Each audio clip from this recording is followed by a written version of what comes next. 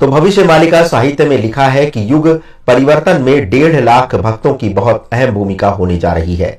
इनमें से 12,108 ऐसे भक्त होंगे जो कि जब तक एक स्थान पर एकत्र नहीं होंगे तब तक भगवान की लीला आरंभ नहीं होने वाली है। इनमें से 3,000 भक्त ऐसे हैं जो स्वयं सिद्ध हैं और 108 भक्त ऐसे हैं जो स्वयं प्रभु के रूप ही होंगे। इससे आगे की संख्या के बारे में अभी कुछ बताया नहीं गया है। अब सबसे बड़ा प्रश्न यह है कि आजकल कल्कि के नाम पर इतने सारे जो अवतार सामने आ रहे हैं वे आखिर कौन हैं? ये तो भगवान ही जाने। तो भविष्य मालिका साहित्य में क्या लिखा है, अब इसका वर्णन करते हैं। उसमें लिखा है, भगवान के भक्तों का एकत्रीकरण का कार्य 2019 से ही आरंभ हो चुका है, जो कि चैत्र शुक्ल पक्ष दशमी गुरुवार अर्थात 18 अप्रैल 2024 तक पूर्ण हो जाएगा। एवं बिना भक्तों के एकत्र हुए युग परिवर्तन का कार्य आरंभ नहीं होगा।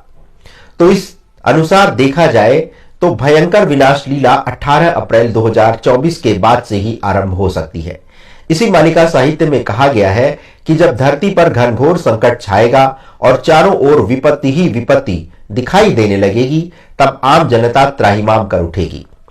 ये ऐसा समय होगा जब सामान्य जन से लेकर भगवान के भक्तों को भी ये लगने लगेगा कि अब किसी भी पल जीवन समाप्त हो सकता है।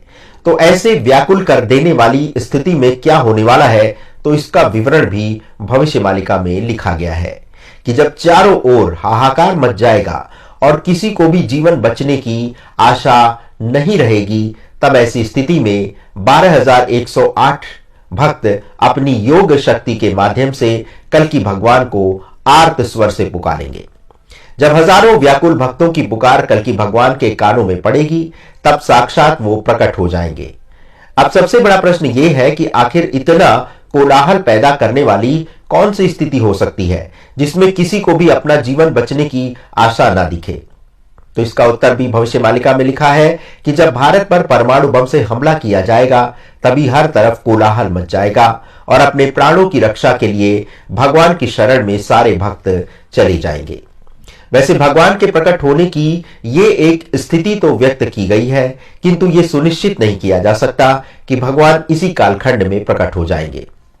वैसे जब परमाणु हमला होगा तो भारत की सत्ता को चलाना भी एक गंभीर चुनौती होगी, और जब हर ओर आग बरस रही होगी तो क्या आमजन और क्या सत्ताधारी नेता सभी अपने अपने प्राण बचाने हेतु भागेंगे। तो ऐसे समय में राजा की कुर्सी पर बैठने की स्थिति नहीं रहेगी, एवं जब कोई देश का नेतृत्व करने वाला ही नहीं रहेगा, तो ऐसे समय में भगवान को ही देश की बागडोर संभालनी होगी। यदि ये परमाणु हमला दिल्ली में होता है तो ये स्थिति और भी अराजक हो सकती है, क्योंकि जब राजधानी ही आपदा से पीड़ित हो जाएगी तो फिर वहां से राजकाज का काम कैसे चल सकेगा। कहा तो यहां तक जा रहा है कि उस समय स्थितियां इतनी विस्फोटक हो चुकी होंगी कि सभी को बस अपनी जान बचाने की पड़ी होगी, और ऐसे में जब राजा की कुर्सी खाली रहेगी तो फिर किसी न किसी को तो उस सिंहासन पर विराजमान होना ही होगा। किंतु हम